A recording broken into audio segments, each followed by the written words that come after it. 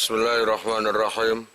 Wa mujibuhu lan utawi sing majibake ghuslun adus iku arbaatun onok papat. Yang mewajibkan mandi ini ada empat.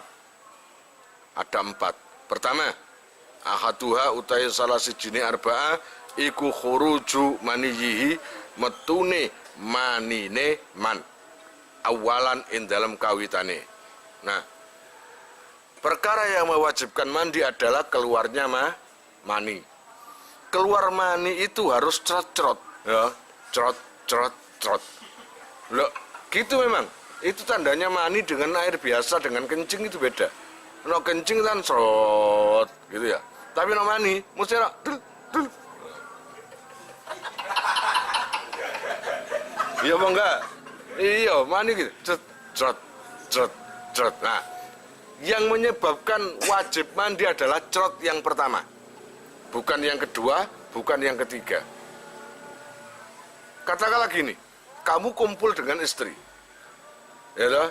Apakah semalam kumpul 3 kali harus mandi 3 kali? Ya enggak, ya cuma 1 kali aja.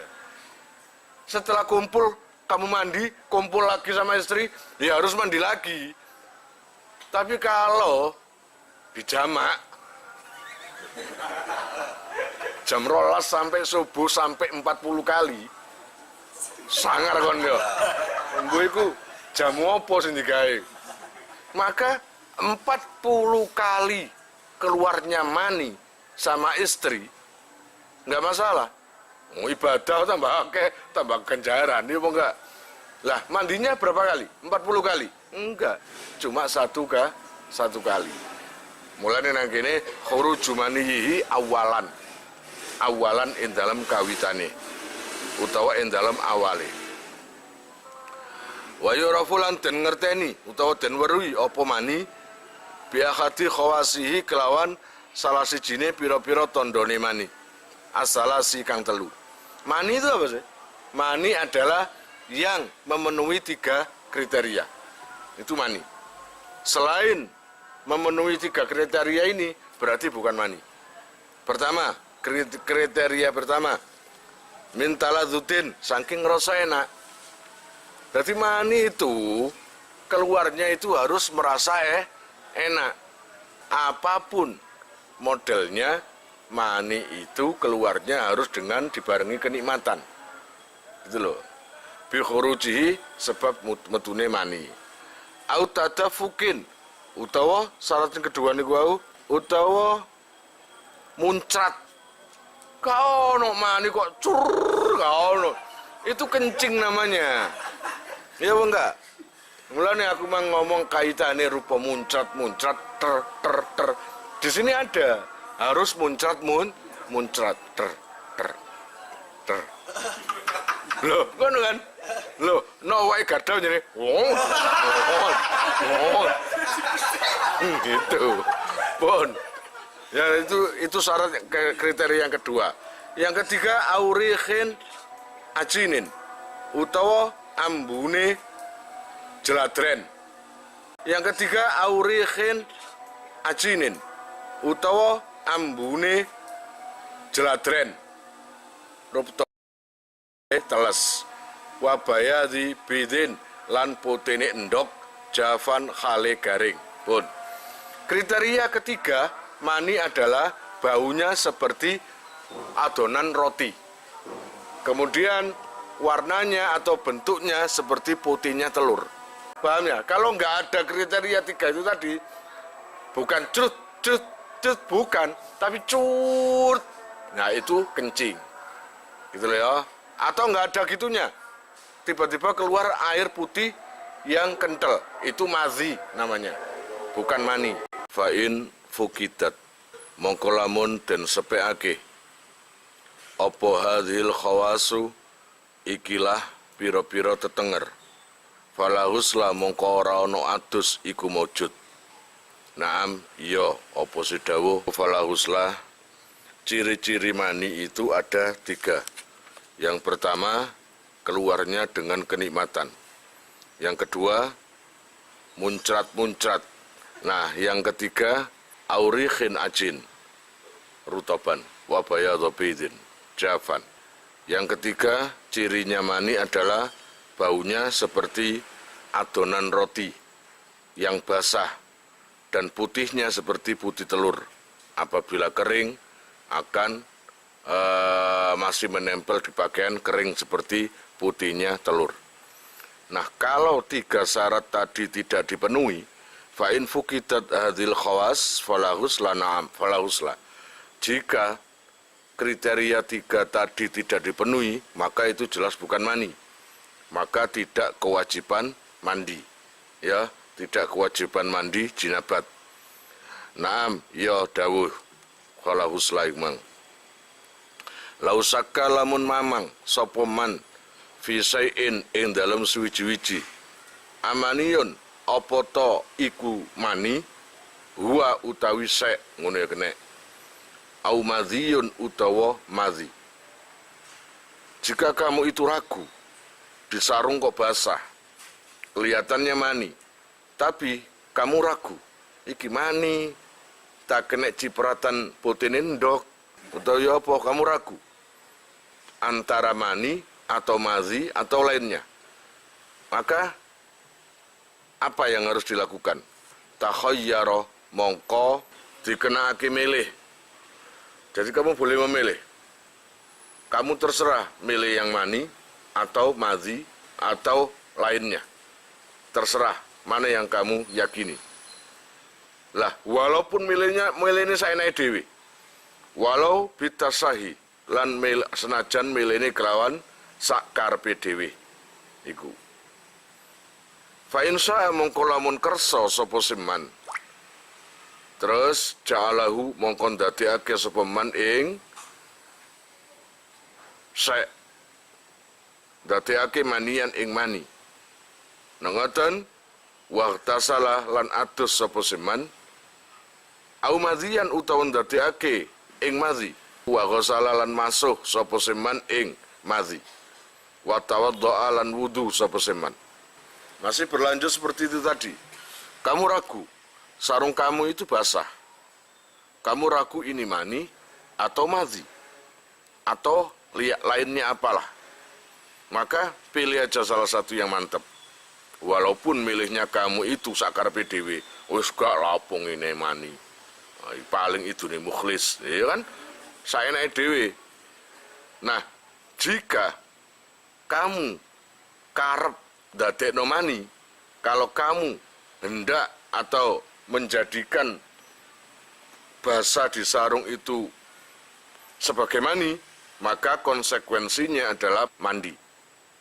Harus mandi, kamu milih mani. Oh, iki mani, maka mandi. Atau lebih ringan, kamu menganggap itu bukan mani, tapi madhi.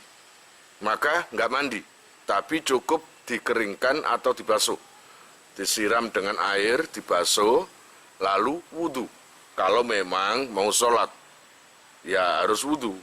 Gitu loh. Walau ro'alan lamun ningali sapa man, manian ing mani. Mujaffafan khali garing, ngono ya kene. Utawa mujaffifan khali garing. Fi nahwi thawbihi ing dalem sepadane pakaiane man. Lazimahu mongko wajib ingman opo al-ghuslu utawa opo al-ghuslu adus. Jika kamu itu melihat mani berada di pakaianmu, entah itu baju atau sarung, yang jelas-jelas mani ini kamu nggak ragu, memang oh iki maniku dewe, gitu ya, katakanlah begitu. Karena sudah kering dan kamu yakin itu mani, maka kewajiban kamu adalah mandi. Kewajiban kamu itu mandi. Kemudian wa i'adatu kulli salatin lan baleni saben-saben salat tayaqqanaha kang ngiyakinake sapa man ing salat ba'dahu ing dalem sawise mani malam yahtamil selagine ora memper adatan ing dalem pengadatane apa kaunuhu anane mani iku min ghairihi saking liyane man. Jika kamu itu tahu di sarung kamu ada mani dan ini waktunya maghrib, maka biasanya menurut pengadatan kamu, saya ini keluar mani biasanya malam dengan istri. Berarti ini ketahuan maghrib. Lah, tadi sholat itu gimana saya? Maka sholat yang sebelum keluar mani, sebelum tahu mani itu tadi, tahu ada mani, dibaleni sebayangi. Berarti kalau kamu itu malam keluarnya mani, tahunya maghrib, berarti sholat yang nggak sah adalah subuh, duhur, asar. Ya itu harus diulangi. Tapi semestinya harus mandi dulu kamu.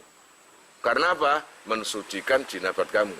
Kecuali malam yahtamil adatan kaunuhu min ghairihi. Kalau kamu itu punya pikiran lain, ini bukan mani saya ini. Saya kira saya nggak kumpul sama istri. Saya juga nggak berbuat maksiat. Saya juga nggak mengeluarkan mani atau apapun. Berarti iki wae gardai. Ya, kamu yakin itu maninya orang lain, maka beda sudah. Jadi nggak usah ngulangi sholat. Karena apa? Yakinmu bukan punya kamu. Paham kira-kira ya? Wasani halan utawi nomor lorone arba'ah. Iki bahas apa sih? Perkara yang mewajibkan mandi. Nomor 2 perkara yang mewajibkan mandi adalah iku dukhulu hasafatin, malbune hasafah. Qadriyata utawa kira-kirane hasafah. Min fakitiha saking wungsing kesepen hasafah. Walau kana lan senajan to ana apa hasafah iku min zakarin saking zakar maktuin kang den putus, kang den pedhot, au mim bahimatin utawa saking raja kaya, au mayitin utawa mayit.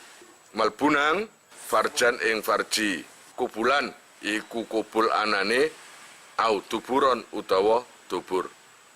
Walau li bahimatin lan senajan iku kaduwene bahimah raja kaya utawa hewan, kasamakatin kaya dene iwak loh, au mayitin utawa mayit, walayu adu lan ora usah dibaleni apa ghusluhu aduse mayit ling kita itaklifihi krono ora anane utawa krono putuse sifat den perdi-perdi mukalafe.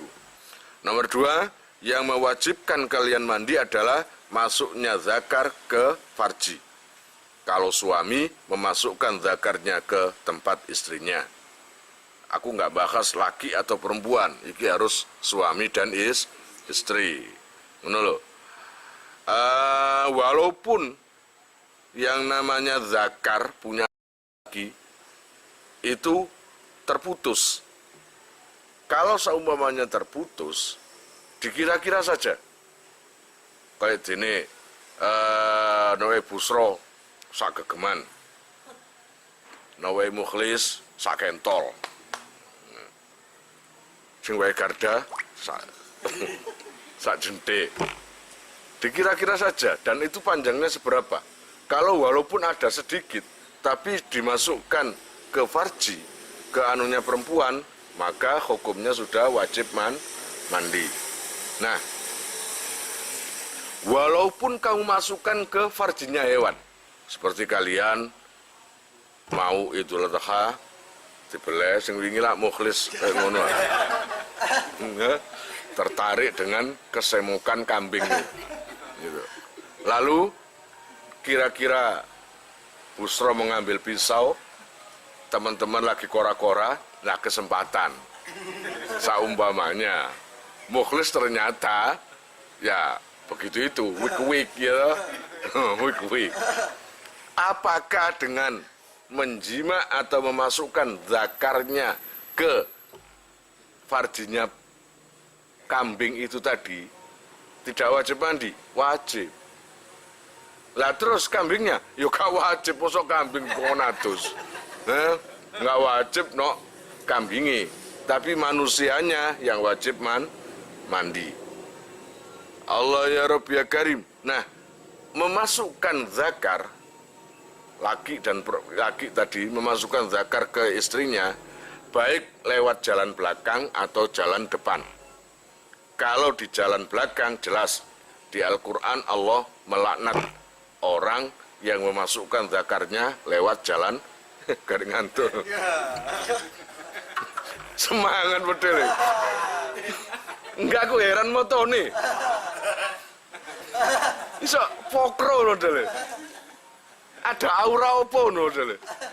Gak ngerti aku. Gak ngerti. Kon nurui ta bosku.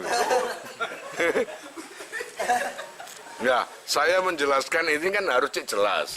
Ya bang enggak, bukan saya ini porno. Itu bukan. Memang seluruh kitab sebagian memang porno. Kalau nggak dijelaskan kriteria kemaksiatan seperti bukan kemaksiatan, kriteria seperti itu, nikmat-nikmat seperti itu, kamu nggak paham, gitu loh. Makanya saya jelaskan di sini biar paham. Jadi masalah hewan, kalau memasukkan zakarnya ke farjinya hewan, maka yang wajib mandi adalah yang laki-laki itu tadi yang memasukkan. Adapun hewannya nggak ada, wedhus junub juga ono. Ya apa enggak? Beli kambing untuk Idul Adha. Pak ini berapa? 2 juta. Ya Pak ini aja tak beli. Jangan Mas, ini soalnya junub. Nggak ada kayak gitu. Ya Pak, nggak ada. Allah ya Rabbi ya Karim. Atau memasukkan zakar ke mayit perempuan. Ya, katakanlah teman kamu punya istri yang cantik atau istri kamu sangat cantik. Dolek maneng wis gak ngaran nemu pisan. Lah kebetulan sebelum dikubur, sebelum dimandikan dan dikuburkan, istrinya dilihat aja, cek cantik, tambah ayu. Terus dikumpuli, dijima. Nah, konsekuensinya yang menjima itu wajib mandi. Walaupun itu istrinya sendiri, wajib mandi. Kemudian konsekuensi untuk mayit itu tadi, ya nggak usah diulangi mandinya. Kalau sudah dimandikan ya sudah. Mayit kan sudah dimandikan. Setelah dimandikan, dijima oleh suaminya atau orang, lalu diulangi lagi mandinya. Nggak perlu. Karena apa? Sudah terputus taklifnya. Kasamakatin kayak dene saumpamane PT utawa iwak garda kan dodol soto ya tuku PT nama kedua kok semo ya toh kok semo ngono utawa mukhlis mancing oleh iwak cek alus iki yo langsung ketepaan farjine gede dilebokno nang zakari ya diocok-ocok ngono iwake mati. Tapi sebagai manusia yang memasukkan zakarnya ke farjinya ikan atau ayam atau apapun, itu kewajiban mandi. Wasali suhalan utawi nomor tuline arba'ah iku haidun haid. Yang nomor tiga yang mewajibkan orang mandi iki khusus perempuan. Mulane Lutfi rada lemes ya. Iku haidun haid. Buat perempuan, haid adalah penyebab diwajibkannya mandi. Aying kita uhu tegese pegote haid. Maksudnya nawe suci mandi. Kalau ada waktu haid, ya mandi biasa gitu aja. Bukan mandi jinabat atau suci haid, bukan. Tapi mandi biasa gitu loh. Apa itu haid? Wahwa utai haid ikut damun gete. Yakhruju kang metu apa sedam min aksa rahimil mar'ati utawa rahmil mar'ati. Saking katok-katoke telanaane wong wadon.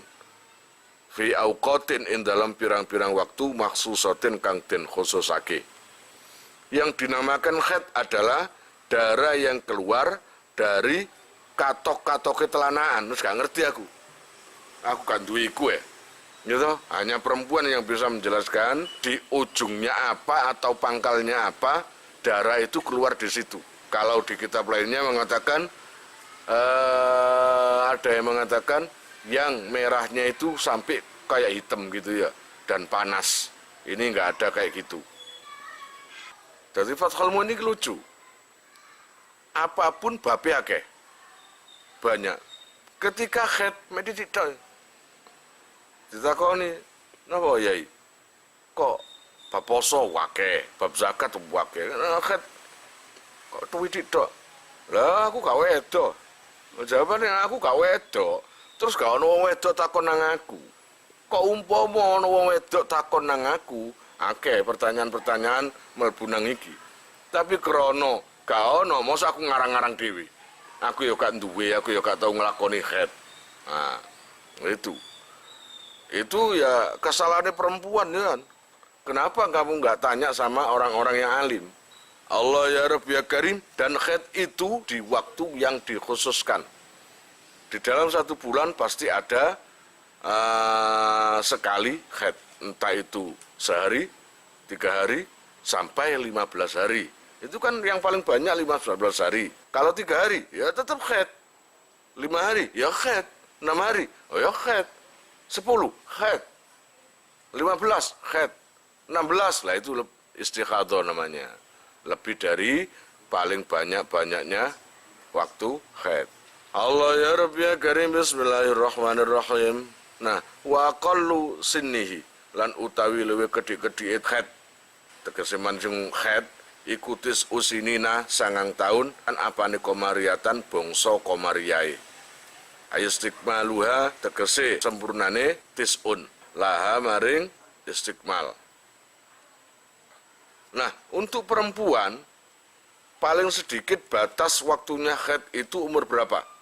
Di sini dijelaskan umur 9 tahun, tapi komariah sempurnanya umur 9 tahun.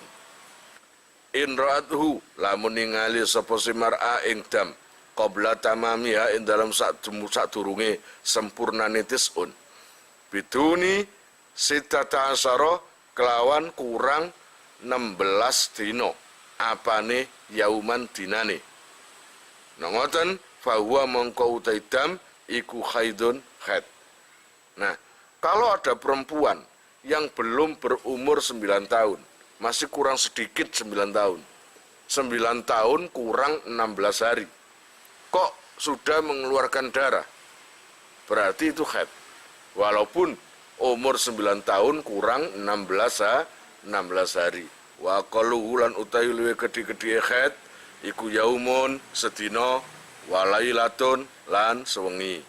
Paling sedikit-sedikitnya waktu haid adalah sehari semalam.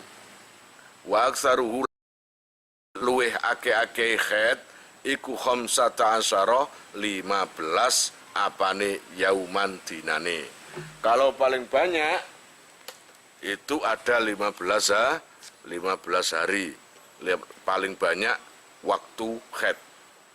Kakol liturin kaya madani luwih kedhik-kedhike suci. Bainal haidataini ing dalam antarane haid loro. Sama dengan masa sucinya 2 haid, yaitu 15 hari. Wa yahrumu lan haram bihi sebab haid apa ma perkara yahrumu kang haram bil jinabati utawa bil janabati kelawan jinabat.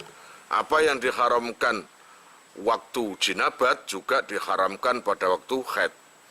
Wa mubasyaratuma lan ketemuan perkara baina suratiha ing dalam antarane udele mar'a warubatiha lan dengkule mar'a. Nah, kalau bisa, ini kan nanti ada bantahan dari ulama lainnya. Selain Imam Nawawi mengatakan perempuan pada waktu haid itu nggak boleh dijima, ya, dan nggak boleh istimta, tegese pegang-pegang antara udel sampai dengkul, ya, itu nggak boleh, haram sebagian ulama. Tapi oleh Imam Nawawi wahtarahu wakilalan den ngendikake apa layak rumu dawu layak rumu. Iki Imam Nawawi gak masalah. Layak rumu ora haram apa ghairul wat'i saliyane jima. Saliyane jima gak apa-apa. Wong krana saaken rek mus kadung ter bojo prei. Daripada dicepitno lawang wahtarahu lan milih engkel sapa Nawawi Imam Nawawi fit tahqiqi ing dalam kitab tahqiq li khabari muslimin krono hadis Imam Muslim isnaung kulla syai'in illa nikaha. Iki ana hadis wisan langsung. Dadi nang kene gak usah dibantah. Kerupa hadise napa? Isnau agawi sira kabeh kula sain ing saben-saben suci illan nikaha kejaba jima. Pokoke gak oleh jima. Nok seneng-senengan tok gak masalah, paham? Nok jima gak oleh. Memasukkan zakar ke farjinya istrinya itu gak boleh. Wa idzan qata'a lan arikalane putus apa damuha getine mar'ah. Nek ngoten halal mongko halal laha maring mar'ah qoblal husli ing dalem sadurunge adus. Apa saumun poso lawatun duduk jima khilafan khalin walayani lima maring perkara bahasahu kang bahas ing ma sapa al-alamatu wong sing alim banget al-jalalu asyuti jalal asyuti rahimahullah. Apabila darah haid itu sudah berhenti, ya sudah berhenti kan harus ada kepastian itu sudah suci atau memang berhenti. Terkadang haid itu enggak terus-terusan keluar, tapi terkadang ada berhentinya, gitu ya. Kalau memang sudah berhenti, entah suci atau apa, tapi sebelum mandi, maka haram sholat. Tapi puasa nggak haram. Jadi kamu puasa Ramadan, malamnya kamu kumpul dengan istri, lalu waktu sahur kamu nggak mandi sampai subuh. Akhirnya menjelang subuh kamu niat puasa, ikut puasa Ramadan karena waktu Ramadan, ya, atau puasa sunnah Senin Kamis, padahal belum mandi itu ya, nggak apa-apa. Tapi sebelum mandi kok sholat, haram, nggak boleh, paham ya? Warobi uhalan utawi nomor papate arba'ah iku nifasun nifas. Nomor papate yang mewajibkan mandi adalah nifas. Ayin kita tegese putuse nifas.